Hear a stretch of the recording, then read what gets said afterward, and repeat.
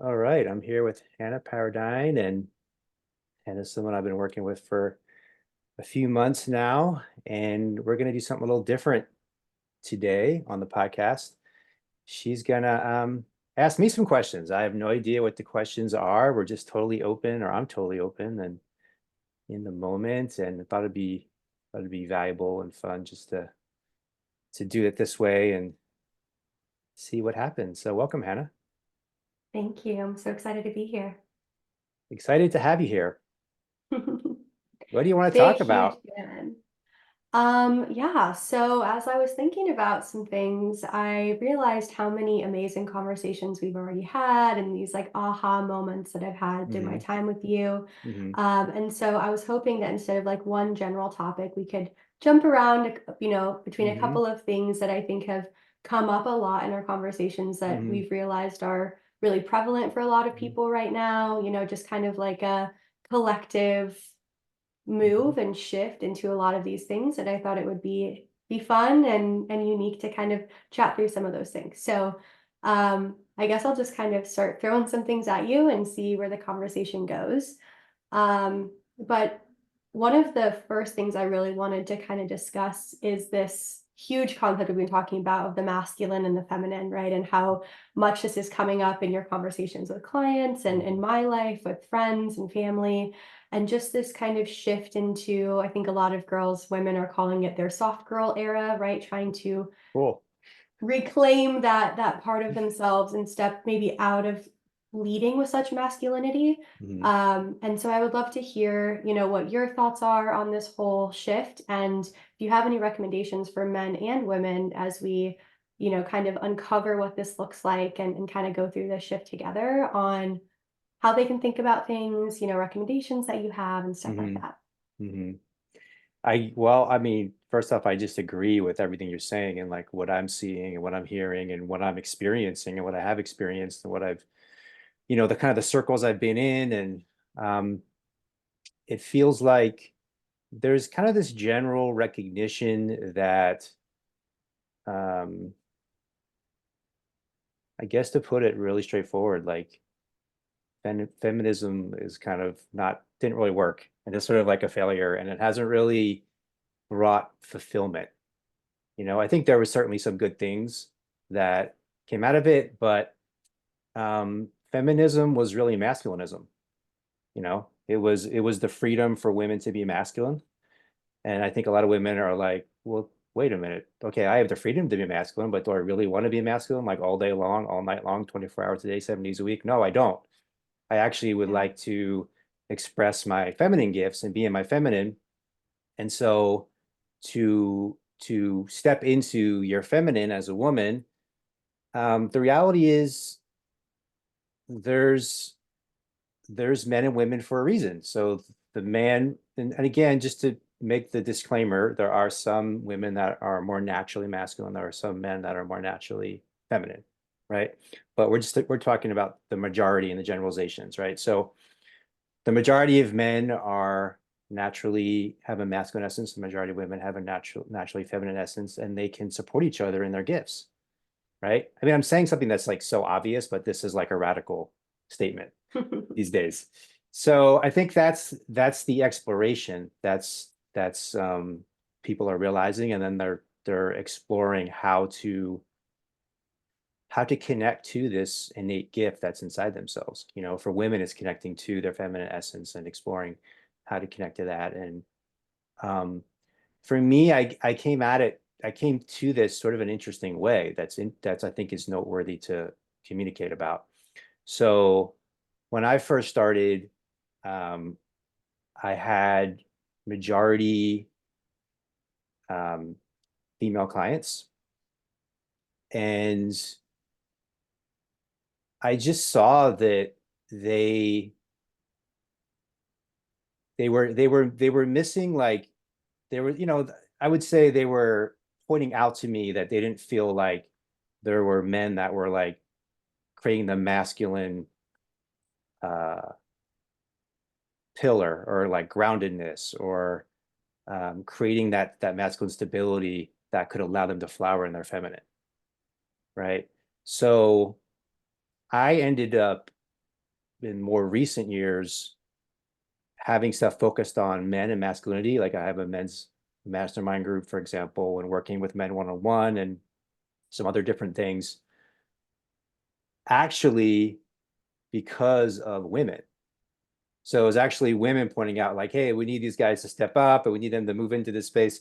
That's what actually got me inspired to work with men. And it's been great. I love working with men. I love working with women.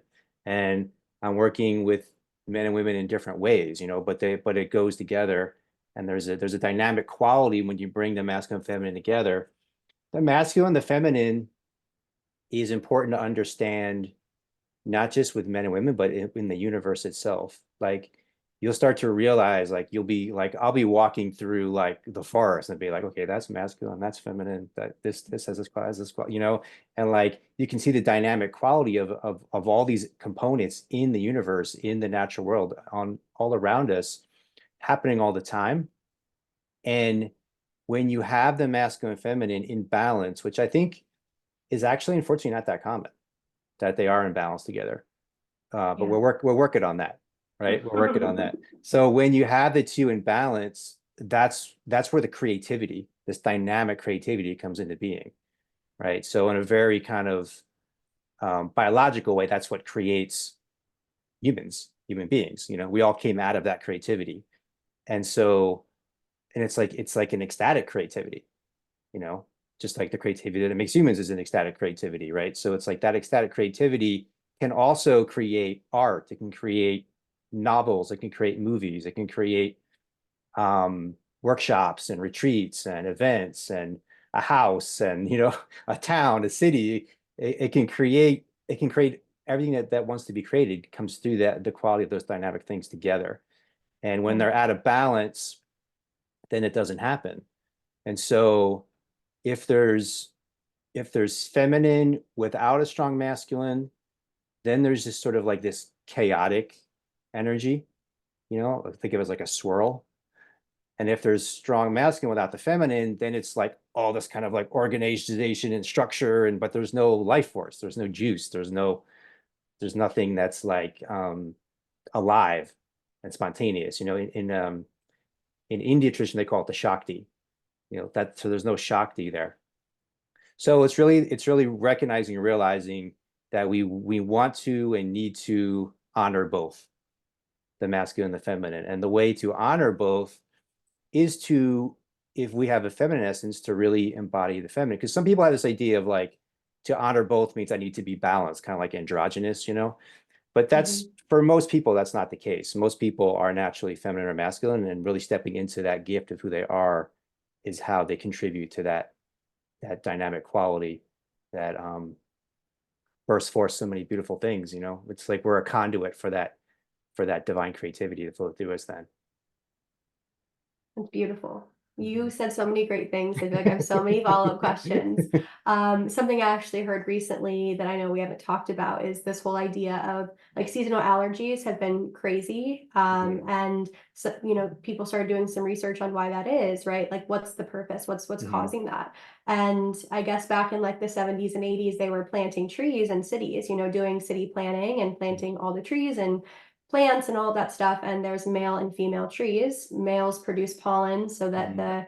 the women tree or the female trees can uptake that in, and then they can create flowers or fruit or whatever kind of tree that they are. Mhm. And city planners were, I guess, nervous about there being a big mess in the city, and so they were like, "Oh, we don't want a bunch of female trees because they'll overproduce, Mhm. plants and fruit, Mhm. and it'll be everywhere."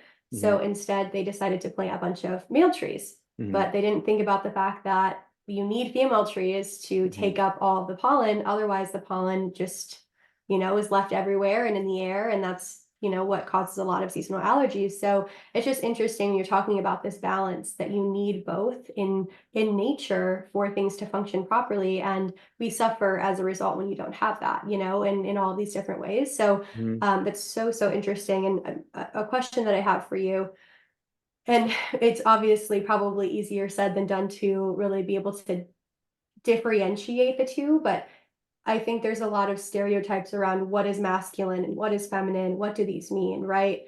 Do you have any insight, any adjectives or ways to describe these two types of energy so that people can start to almost do an assessment on themselves to say like, am I a little bit more feminine? Am I a little bit more masculine? Or how can I like lean into some of these energies if I feel that urge?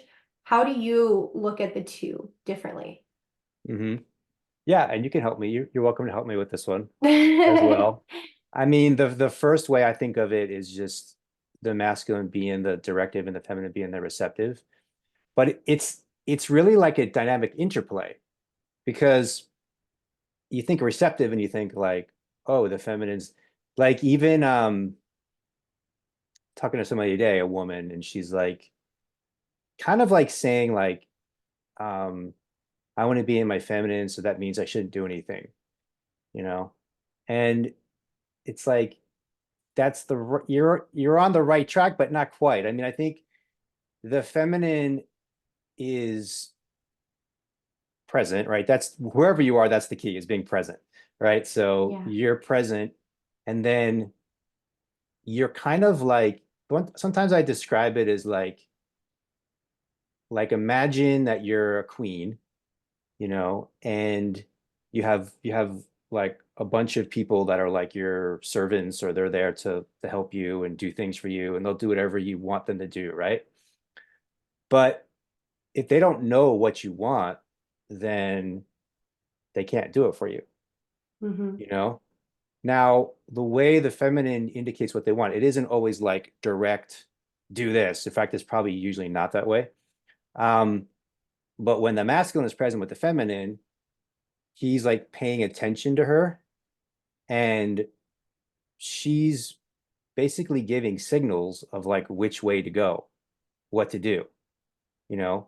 So he's present and she's kind of the feminine is the more intuitive and the feminine is the more emotional and the feminine has sort of a wider bandwidth of being able to feel than the masculine, right?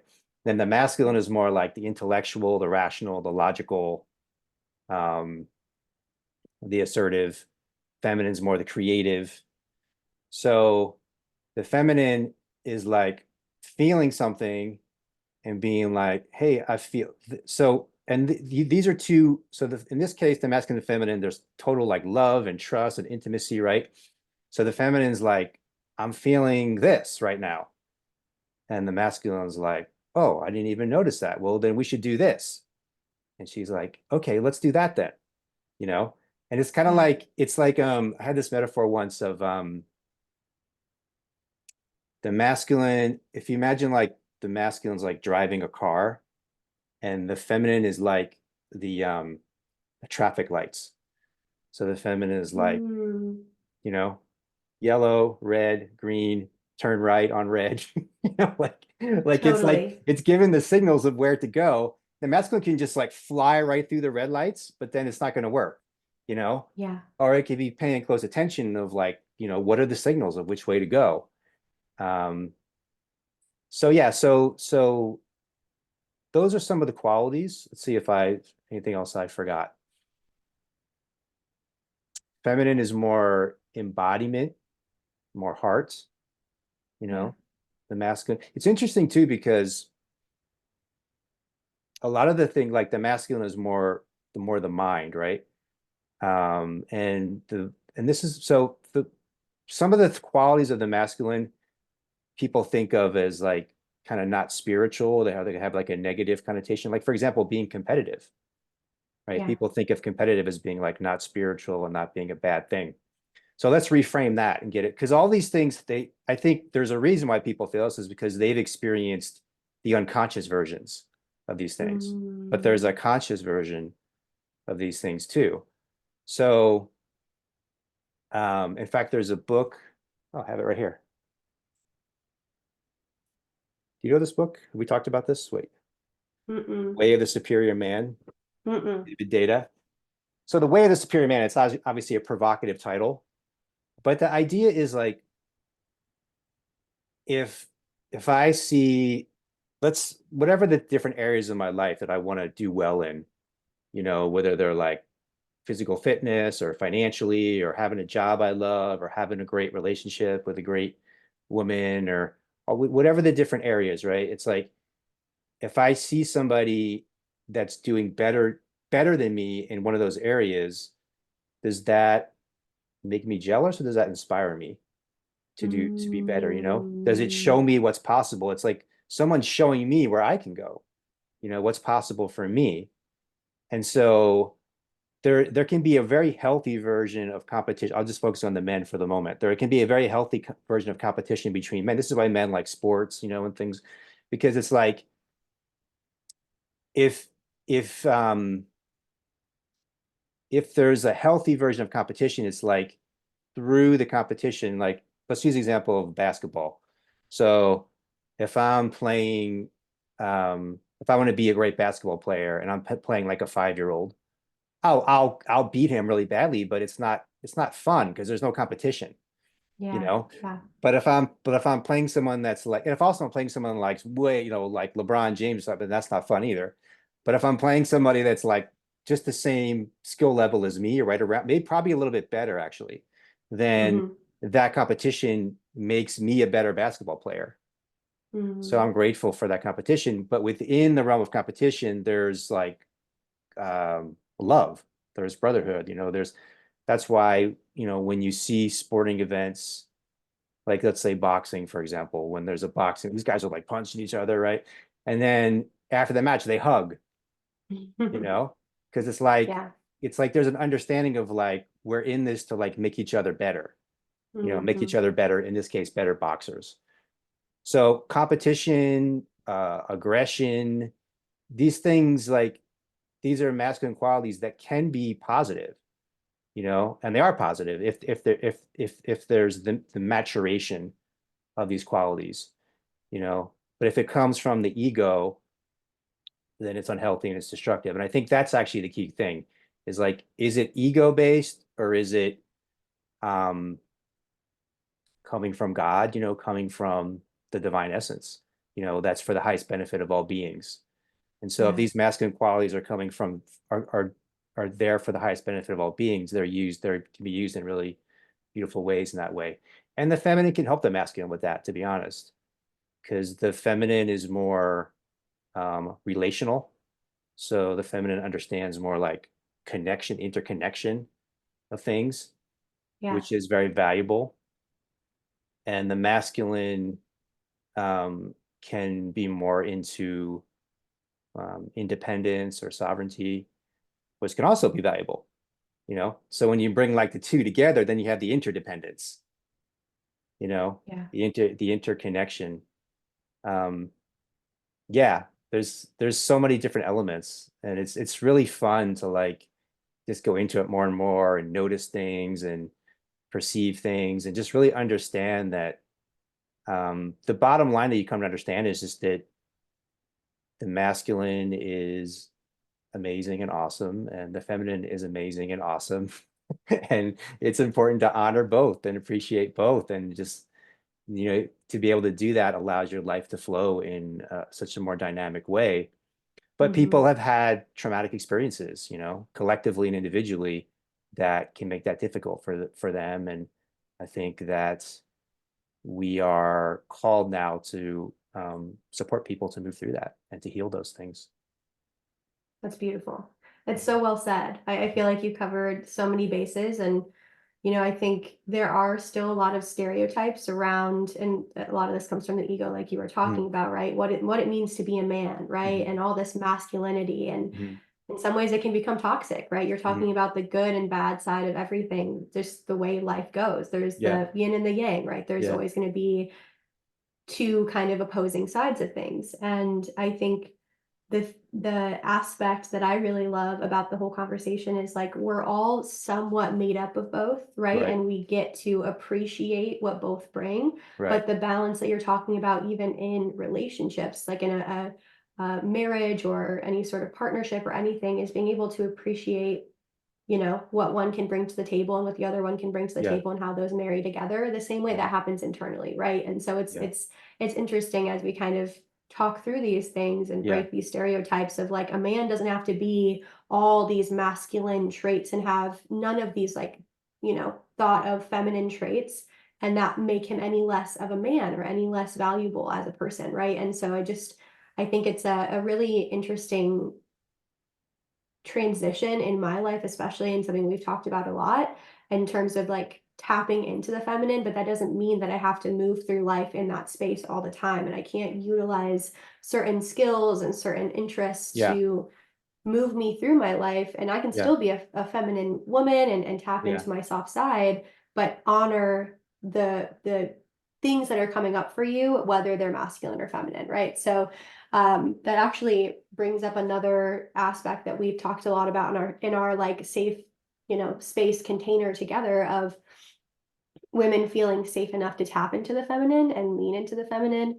And you kind of brought it up earlier about presence, right? That was when I asked you, you had actually asked me, like, what do you think makes you feel safe being like, going into this feminine space? And I kind of struggled to answer that because I wasn't exactly sure. And I remember your answer being presence, right? Like somebody who is actively fully with you and you feel safe with this person because you know that they're fully present. Yeah. Is there anything that you feel you want to like add to this? Because I think honestly, just from my own relationships and network, I think that a lot of women want to tap into this feminine space, but aren't really sure how, or they don't necessarily know how to have that conversation with their partner to be able to understand what steps, they should be taking in their relationship. I know me personally, I've always kind of led with masculine because that's what I learned from my, the women in Conditioning. my life. Yeah. And so is there any advice that you would give in terms of this idea of presence or anything else for, especially for the, masculine forward person in the relationship to let their partner or their mom or their sister or whoever have that safe space of tapping more into their feminine if that's something that they want to do? Hmm. Yeah, there's a lot here. So I just want to just touch on something you said before that, yeah, this is valuable, really valuable for spouses and people in relationships and boyfriends and girlfriends, but it also goes beyond that too. Like in a company, in a community, in a friendship, in a family, like just kind of look for, you know, where is this person coming from, the feminine or the masculine? What qualities are they bringing? Um, Yeah. there's a different way that feminine communicate. We can get into that a little bit, like the masculine communicates. There's different gifts that they bring.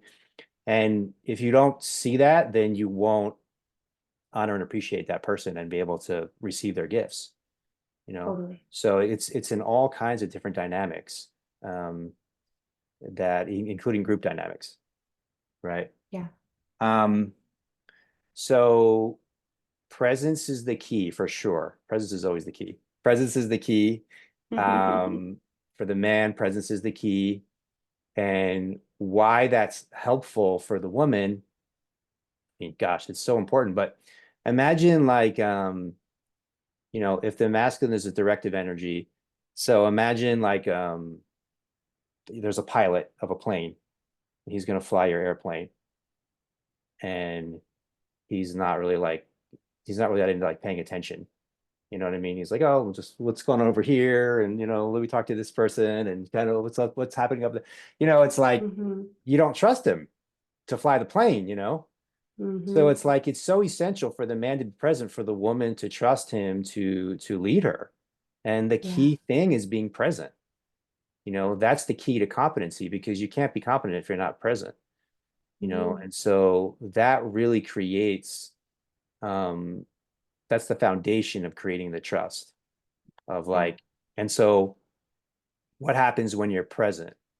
It's like with the woman, it's like, oh, he really sees me, he really hears me, you know and then there's a sense that he appreciates me, right? So I think the way to be present is to actually genuinely realize that the woman has access to gifts that you don't have as the man, and then to be able to want to see her and hear her, to be able to discover those gifts to inform you of how to direct things. Mm. That's beautiful. Yeah. That's I can't beautiful. remember if that exactly addressed your question, but that's what came Yeah. through.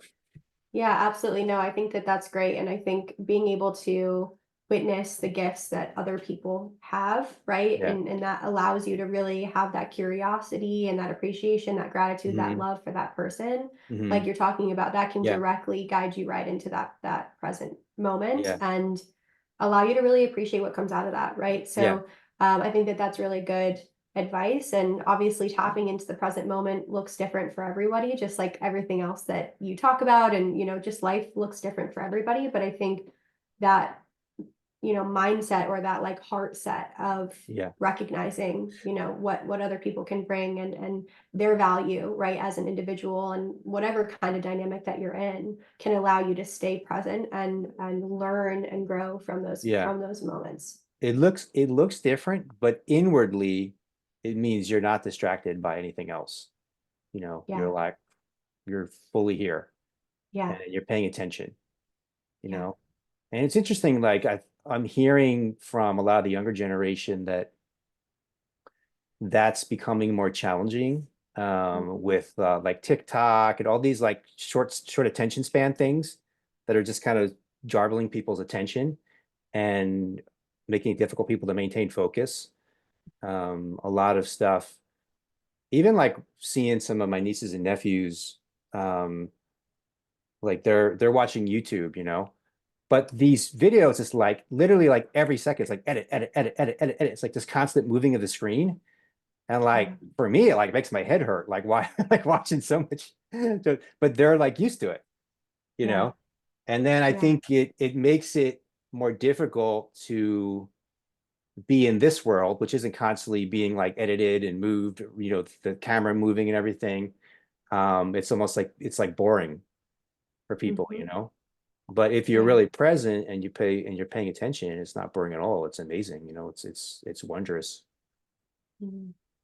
That's beautiful. Yeah, Mhm. I think social media and like you mentioned TikTok, and I think just like kind of the direction that society has kind of been heading is definitely making it harder to maintain that, sense of presence Yeah. and even just gratitude for these simple things going on, around us, Mhm. nature and, Mhm. simple connection with other people. A Mhm. lot of people are remote. And this is something we've talked about too, of just like craving connection, right? Human beings are meant to be connected with other human beings. And by nature want to communicate and want to form relationships and tribes and communities and stuff like that. And so I think you really start to tap into that space when you're present and realize, maybe I am needing to go out and connect with more people today. But if you're on your phone or in not really being conscious of your feelings and tapping into the body and into the heart, then sometimes you miss those signals.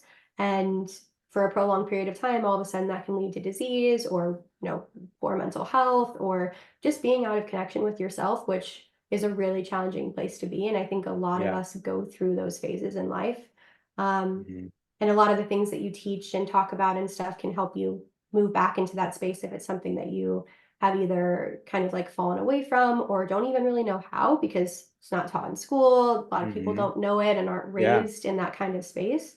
Mhm. Um, so I feel like it all kind of culminates and kind of falls back on itself. It's all really connected, but thank you for everything that you shared. I think it all makes a lot of sense and can help a lot with guidance if this is something that's top of mind.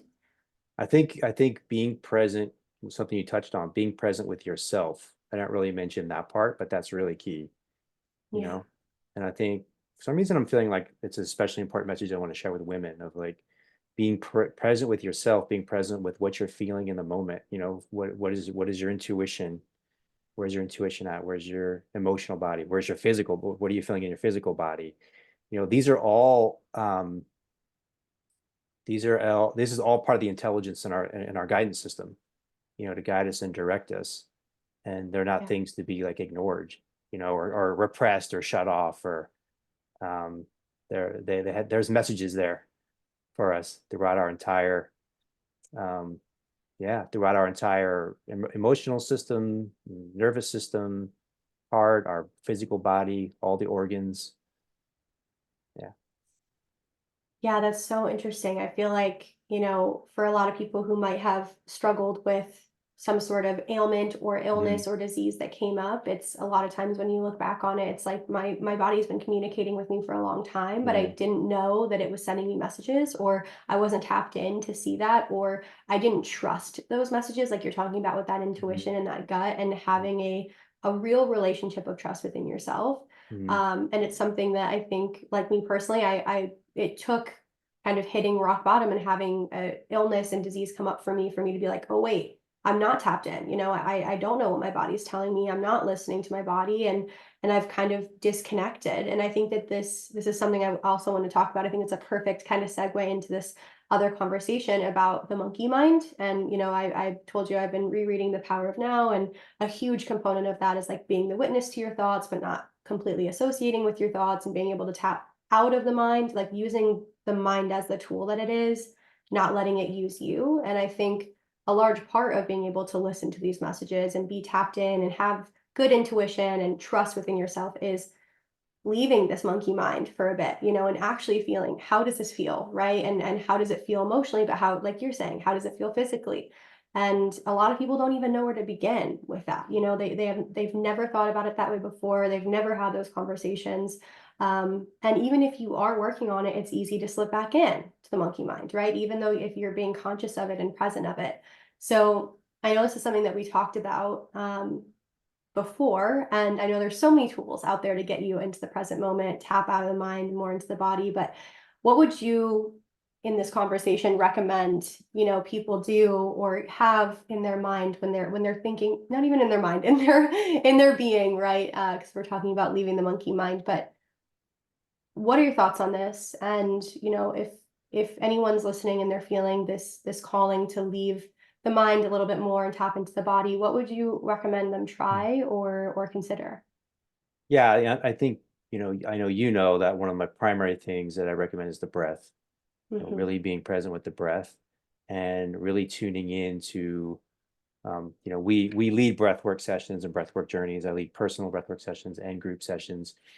But beside leaving that aside for the moment, just tuning into being present with your breath in the moment, in the now. So that means like not thinking about breathing, but actually, um, bringing awareness to the breath and slowing down and deepening the breath.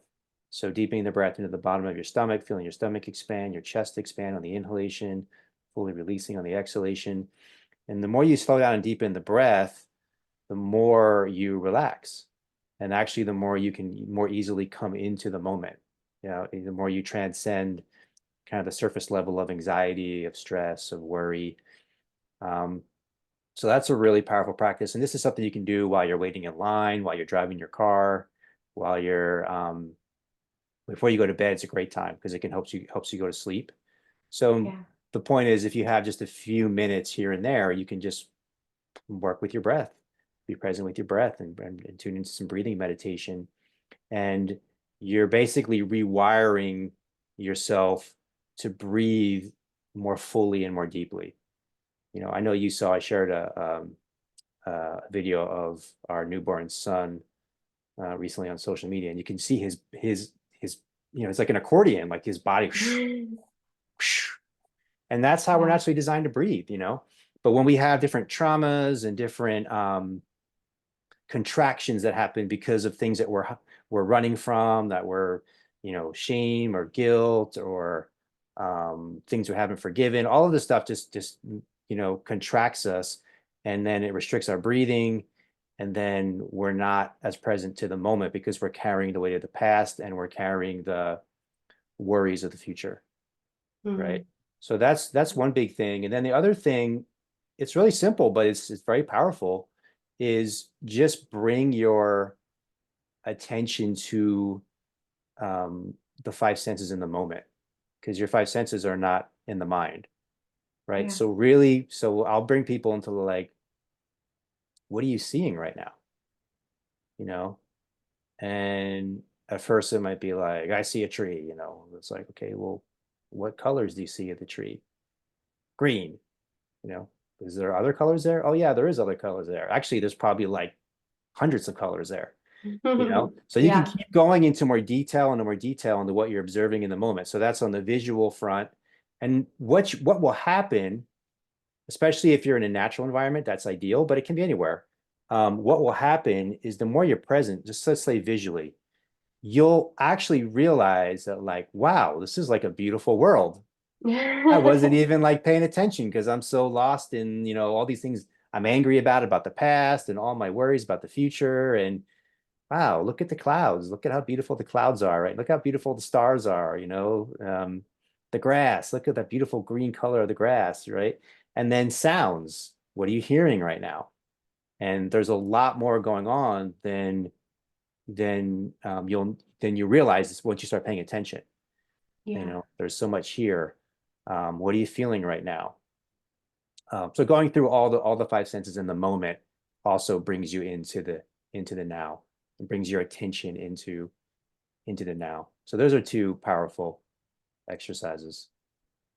Yeah, that's beautiful. I think, the whole cliche saying stop to smell the roses, I Hmm. think that a lot of people they know that phrase, but they don't really embody it. And I think, Hmm. when you are stuck in that chatter, right, in that narrative and the story in your head of what's going on in your life, like you said, thinking about the past and how things could have gone differently or whatever Hmm. it is, and the future, worried about what's coming, and ultimately none of that is really in your control right now. The only thing that's in your control is the present. And I think we spend a lot of time in suffering because we don't realize how much beauty there is really going on around us. And a lot of people are, I think, more connected to nature than others. Nature isn't always going to be the like automatic number one thing that's going to help you tap into the present. But I think as human beings, our ancestors and like, the cavemen and everything, like we've always been in nature. We've always, that's just something that we've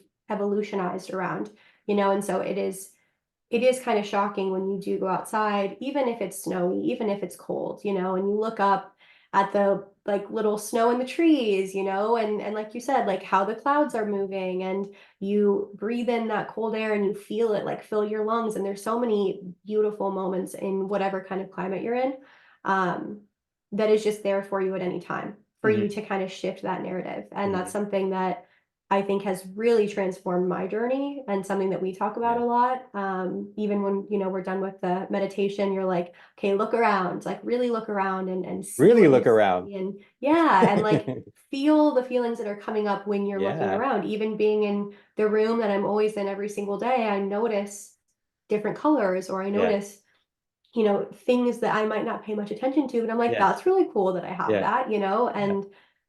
and so I think, yeah, I love what you said. And I think the breathwork piece is, and I was talking with somebody about this recently, it's something that we do automatically, right? It's something that like a lot of people don't think about because it's just automatic, like our heart's beating, but we do have control over it. And when you start to consciously breathe, it's crazy the impact that it can have on you. It Hmm. really is so profound. Hmm. And it's available to you for free all the time. And so I think as somebody who's struggled with anxiety and panic attacks, the like 5 4 3 2 1 method that you're talking about, the senses, the breath work, those are critical basic pieces that while they might not seem like they're a big deal, like it is huge. It's huge, and it makes it like massive. I can't even say enough great things about it. And I wish that you could make like a PSA to the whole world and just be like, this tool that is like there to support you and your nervous system and your immune system and your mental health and your physical health and your relationships and all these things. It's free and it's there all the time. And so I think it's, such a beautiful thing that you do, helping people return back to that place and realize how strongly they can impact themselves and their health just by making breathing changes, right? Um, but yeah, I mean, it's everything that you shared is great. And I definitely can say with my own experience that it's both of those things have been critical in being present and just becoming a way more grounded, grateful person, truly. So thank you for sharing that. Hmm. Yeah, you can't be grateful if you don't notice what's here. It's not possible. Yeah, So you have to first be present to the moment to be grateful, you know. yeah. And people, if you ask someone what they're grateful for, they'll usually go to like kind of like, I don't know how to say it, like kind of like big like achievements in life or something like that. Mm, But I think the more you you go into this journey, you're grateful for things that would be considered like simple, Yeah. like the sunrise, like the bird singing, Hmm. things that are just they're here and accessible to everyone. And it's just a matter, we have to be present to notice. And once we're Yeah. present to notice, we're happier because we're able to be appreciative of what we can actually see that's here, where we were Mhm. overlooking it before and not appreciating it. Yeah. Yeah, it's like that muscle. We've talked about this Mm-hmm. whole flexing the muscle thing Mm-hmm. of the more you do something, it's like you create these new neural pathways in your brain that like Mm-hmm. just become automatic over time. It's just like any other habit. And Yeah. so we can choose to not be present. We can choose to be stuck in the past or the future. And Yeah. in a lot of ways, when you've experienced trauma and certain things, like it's natural for that Mm-hmm. to happen, right? But we can also choose to be present. And the more you choose that, the more you choose gratitude, the more you like for me, I wake up and every day I go out in my yard and I say a list of things I'm grateful for, try to be different every single day and find the Mm-hmm. little things, the simple things, and have that connection to something bigger than myself and these positive serotonin, dopamine feelings, right? That just they kind of change the course of your life over time and they do become habits. And what a great habit to have, truly. Um, Even like for me, one thing that I really love that I've noticed is like being at the beach and all the birds, like how they just know which direction to go and they like have these like beautiful shapes that they make with like their group, right? They just somehow all know like this person's first and then this person and they all flap the same way and they're in sync like in synchronicity that like you can't even begin to describe. And it's just such a beautiful thing when you start to notice those things. It's like there is so much going on. There is so much going on, and some things will align and some things won't. But I think it's a fun journey to figure out the things that do. Mm-hmm. Um, so yeah, I'm excited to attend some of your breath work. I think that it's such a cool way to connect with yourself and to connect with others for sure. Yeah, totally agree. Yeah, it's definitely a life changer for people who've given themselves to it. Yeah. So do we have time for one more topic or Yeah, we how are you do. feeling? We do. Okay. Cool. So this is something that we talked about last week, and I've been really thinking about it and leaning into it, and I would love to just kind of retouch on it and see what kind of comes out of it. So we talked about this idea of being this like channel, right? And we talked a little bit about intuition earlier, so it kind of is playing into that. But whether you consider it, the universe or God or the divine or whatever really resonates with you, whatever higher sense of higher truth and higher connection.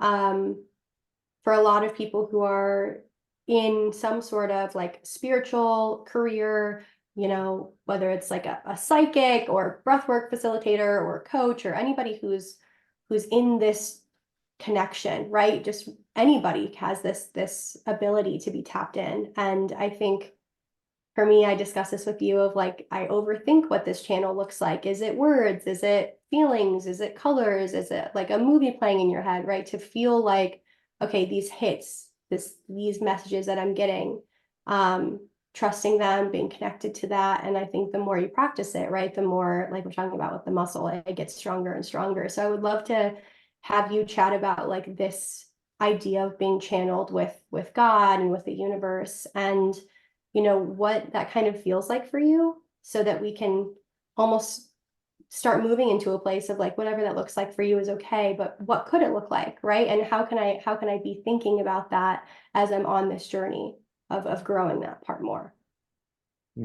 Yeah, I like what you gave me the image of the birds. They're usually like they're like flying in a V a lot of times, but they'll like change and they'll move different positions, like you said. And Yeah. as you were speaking about that, the thought came into my mind, or the inquiry came into my mind. What if the whole universe is really like that, but we don't realize it? Like, what if Mm, everything is just part of one universal um, synergized intelligence, yeah. and we don't realize it? you know, and all we have to do is realize it. And as if we realize it, then we become a part of it, you know? So that's sort of like, that's really the answer to the question, right? It's like, so then how do you do that? Well, the stuff we've been talking about. You have to be Yeah. present. You have to be present because it's happening now, you know? Kind of like a good example also is like there's like a jam band playing, you know, and you're a guitarist in the jam band, and like what do you play? Well, you have to be present. You know, if you're Hmm. present, then you'll know what to play because you're hearing, you're listening everybody else, and you can be a part of that music. You can find the note in the song, you know, that you're uniquely designed to play. And so you have to be present. How do you be present? You have to quiet the monkey mind, you know, quiet the monkey mind to be present. And so being able to be, I often say like a clear, open channel.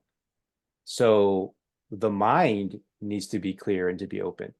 You know, the mind just needs to be fully here. And so by being attentive to the moment, and then it's like I'm kind of in like it's almost really like a prayer of like asking. And it's not, this goes to your other question. Like it's not so much necessarily a verbal thing, it's just like an energetic thing.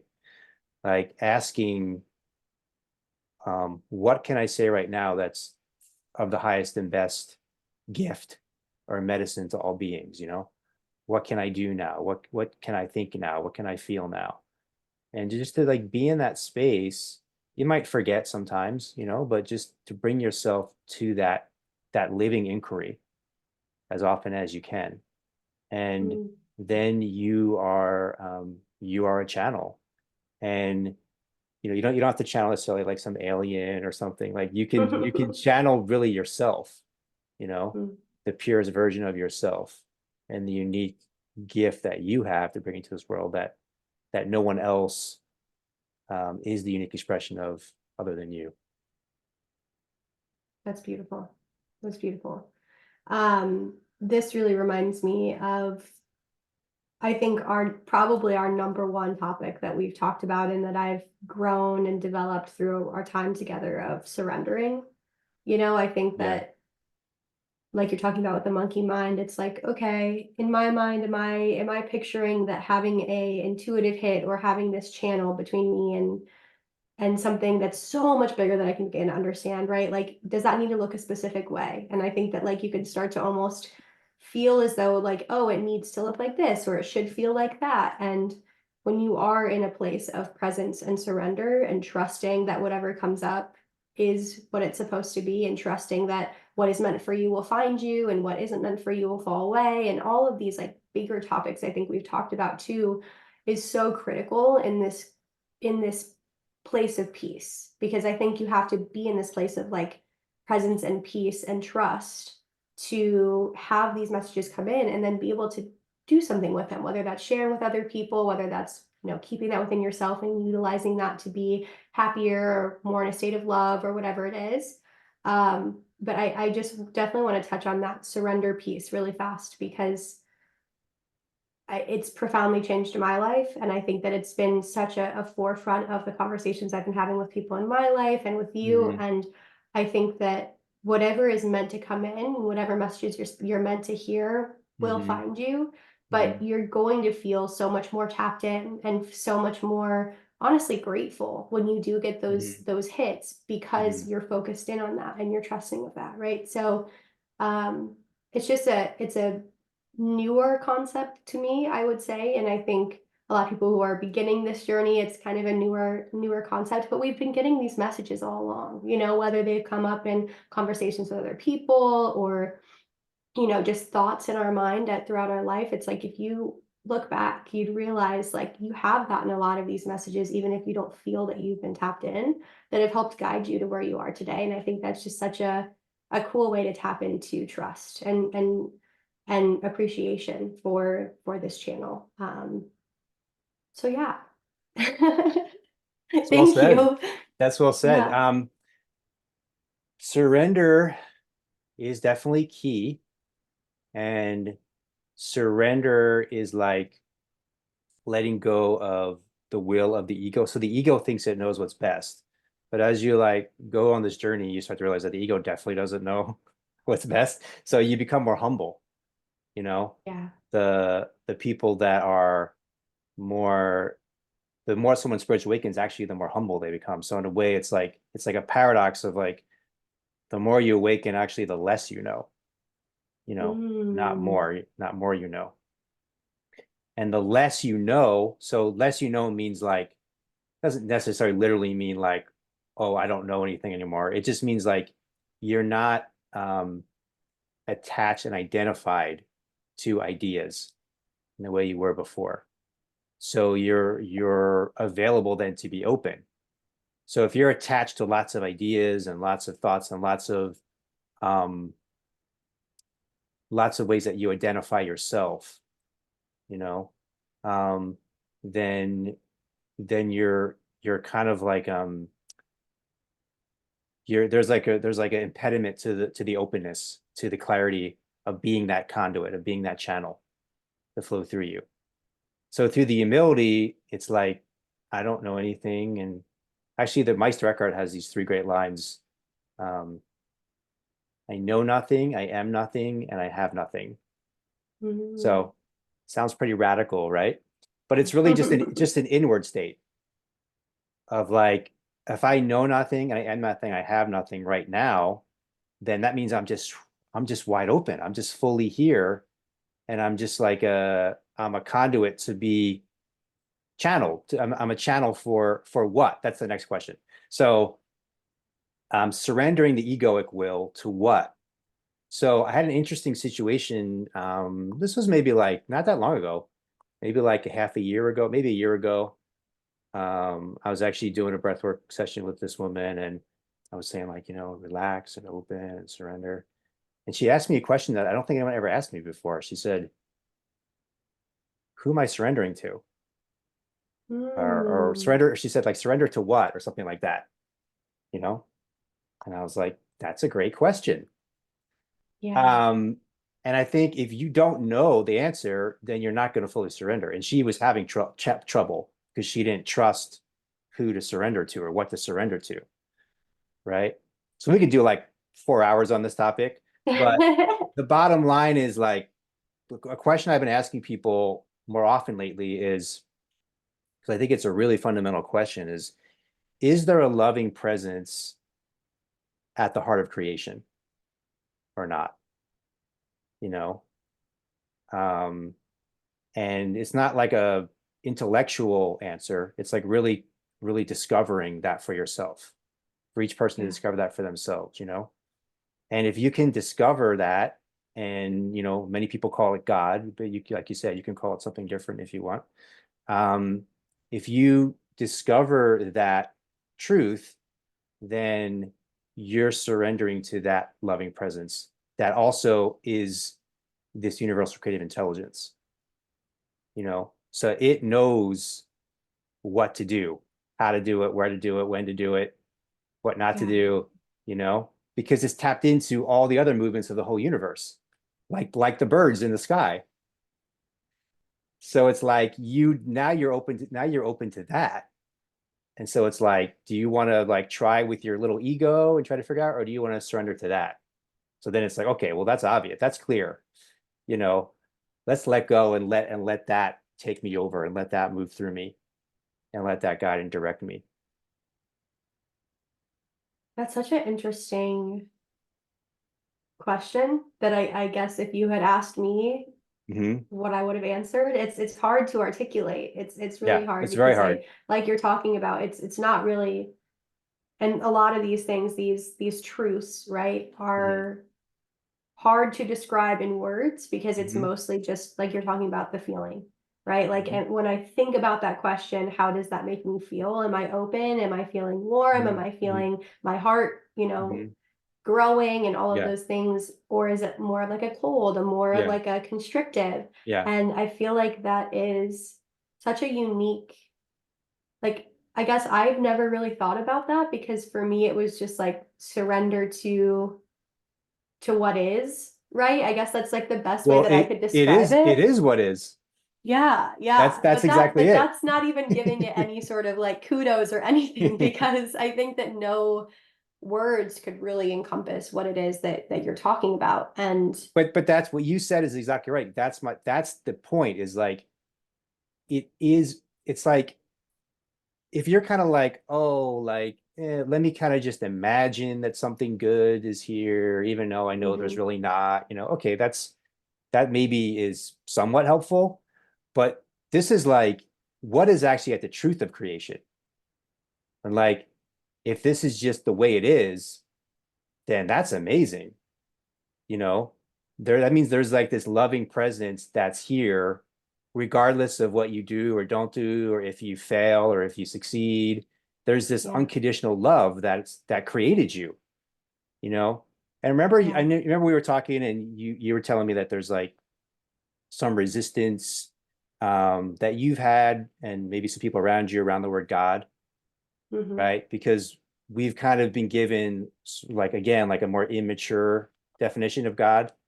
But Yeah. this is like the true definition of God. God's not something that you can comprehend with your mind. Like, you can't be like, oh, God looks like this, or God looks like that, or you know, God is beyond any form or any concept or any idea.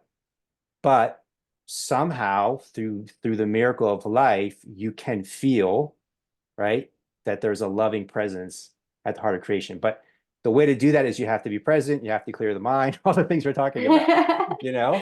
Yeah. And it's kind of like it's just a truth that you realize. And then when you realize this truth, people have different words for it. I think every different tradition talks about it in a different way, but Hmm. basically it profoundly transforms your life forever. It's a total game changer, Yeah. you know?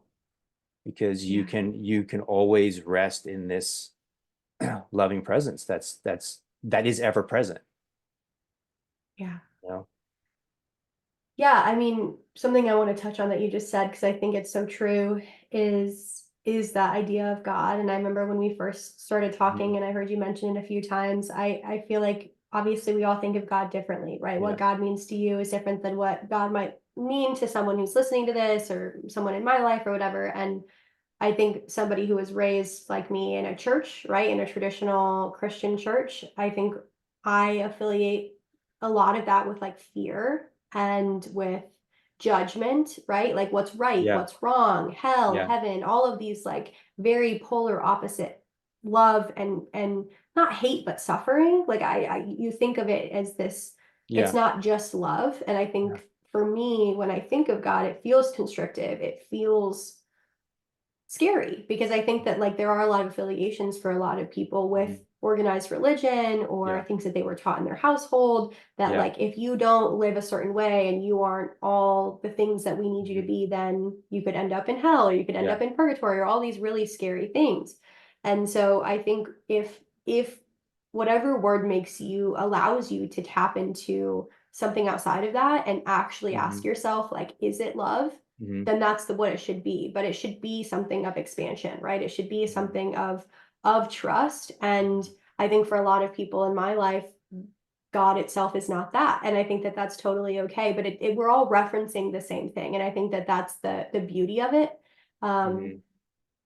because a lot of it is out of our comprehension. I think we want to put titles and descriptions Mhm. and all of those things on it to make us feel Mhm. better. But whatever does make anybody feel better about that connection and that surrendering to whatever it Mhm. is what it's supposed to be for them. And sometimes we just have to be on a journey to find it. And I know I've been on that journey. I know plenty of people are on that journey, and it's an interesting one to be on. But I think it's always important to allow people to think about like what does that mean for you and what word feels good for you, and let's run with that, right? Because we don't want to lead into a place of fear when all we're trying to talk about and really understand is love, because those are obviously polar opposite. Mhm. So um yeah, I mean everything that you shared was great, and I wanted to kind of touch on that because of my upbringing and the people in Yeah. my life. I think it's something that as a lot of people move away from organized religion, it's just kind of it's a tough thing, and something that I think we just need to find for ourselves and trust that that is okay, and whatever word that is, that feeling is consistent. So Mhm. Yeah, thanks for sharing. Couple things. So whatever word, whatever idea, this is, I think, why there's so much confusion and people will kind of like have wars and kill each other over these things, is like the whatever concept or ideology or word, God or whatever word you want to use, is not the word, it's not the idea, it's not the concept, right? Yeah. Yeah. So it's like we're pointing at something with words that is beyond words. And in fact, there's it's said that there are people that awaken um to a place where they just don't use words at all anymore, you know, there's the recognition that the words are too limited. Mm. Um, but you made me think of this. I actually just recorded a podcast that hasn't come out yet, but it's with this couple, Jared and Brittany, and it's very interesting. They share their journey actually with Christianity, and we kind of pinpointed. I don't know if I'll get them all because that's just off the top of my head, but we pinpointed a few different things of where they started to where it is now, where they're at now. And so one is, like you said, a lot of fear around God, and this God is like angry. He's like angry Mm-hmm. at people, and he wants to punish people for their sins, and you have to kind of like do what he wants, or he'll punish you, and you'll go to hell um, after you die. So, Yeah. so with that, there's kind of like fear. Fear comes from separation and division, you know, and also it's very kind of geared toward the future or maybe the past as well, right? So we started going through and we're like, okay, so the new realization that they're in, and I'm also I also see, is this, and it's actually it's all in the Bible actually, but people, you know, you have people take the parts they want, but it Mm-hmm. says very clearly God is love. That's an exact quote, 3 words and a period. God Yeah. is love. It says, Yeah. you know, Yeah. so it's like from fear to love, from separation to unification. Mm-hmm. So God, Jesus, um, you are one. You're one. You're not separate. You've never been separate. There, these what created you also exists inside you. You Mm. know, and I think the last big one is that heaven, or God's kingdom, wherever you want to call it, is in the now. It's not in a point after you die. It's an ever present. It's the loving presence that's always here. So God is always here and available to us, and we just need to um, basically just recognize it and receive it. You know, so we it's like a consciousness. It's like an internal state of being. You know, that Yeah. is in the present moment. And when I say the present moment, what I really mean is like it exists outside of time, which means now. Right. That's so Like interesting. it's not in linear time. It's here now. Right. Mhm. Right. Wow. Yeah. So that's the good news. Yeah, they call the gospel the good news. Yeah. That's the good news. It's great news. Mhm. It's great news because you can really begin to appreciate, everything that's going on right now and all the Mhm. conversation that we've had. Mhm. And instead of waiting for this futuristic, ideal, something that's coming, it's like Yeah. all I that's think, coming is it's always going to be the now, right? Like there is yeah. no actual future. It's always just now, but we think of it that way. And I think that's something I haven't really thought about before, but I think that it's a beautiful and honestly like peaceful and grounding Mhm. concept Yeah. to sit with. Yeah. Yeah. There's actually a line in the Bible where Jesus says, it's not, it might be quite off with a few of the words, but basically it's like he says, they ask him where the kingdom of heaven is and when will it come, and he says, the kingdom of heaven, you won't say, look, there it is, or look, here it is, for the kingdom of heaven is within you. Mm. I think See, it's now that Luke I'm 17:21. So there's just so much. I've been going through all of it, and it's like there's so much misunderstanding about what the actual teaching and the transmission is that Jesus gave. Yeah, I mean, now that I'm I've shifted my mindset into more of like the universal spiritual type Hmm. of, like Yeah. we're God in our own right, right? Like we're the Yeah. universe experiencing itself. We're made up of stardust. We're made up of Hmm. all the things that the universe is made Hmm. up of. And I think that whole everything that you shared just in terms of what's been talked about in the Bible is like it completely looks different now Exactly. than back when I had that mentality while I was Yeah. in Yeah. like the Christian religion. Yeah. Um, and so I think a lot of people want to like not take into account the things that are said in the Bible because of Mhm. how it's been looked at. If you're not Mhm. religious, then that stuff doesn't apply. But I think if you are in any of these states of mind, you do realize in his own right, right? Whoever was sharing, it was these spiritual truths that we continue Exactly. to come across now, which is so cool.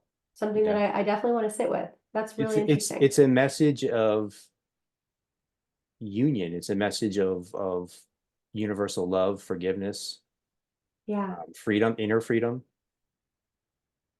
Yeah. Wow. Wow, this conversation has been so great. I feel like it all really, like, I was like, oh, there's all these different topics, but it all kind of culminated back into one. And I so appreciate your insight and all the things I continuously learn from you. And um, gosh, I've blown away. This conversation has been awesome. Thank you so much for everything that you shared. Thank you, Hannah, so much. Yeah, really appreciate um, all that you brought to the space here today. Maybe we should have some kind of closing, uh, parting words of wisdom to share. That's interesting. Putting me on the spot. No, I I'm feel not like, saying you necessarily. I'm just saying probably, me or you. yeah. Um, I'm just thinking like, how would I summarize? How would I kind of, capsulate so much what we shared? I really do think love is, as the old saying goes, love is the answer, you know? But again, it's like Yeah. there's kind of like a more of a immature understanding of love, and there's the more, some people call it like the agape love, this more mature understanding of love. And it's Mhm. like, I think this journey, this spiritual journey is really a journey of love. And it's really a journey of love because it's the recognition that you are one with everything. Like everything that you're encountering is your own reflection, right?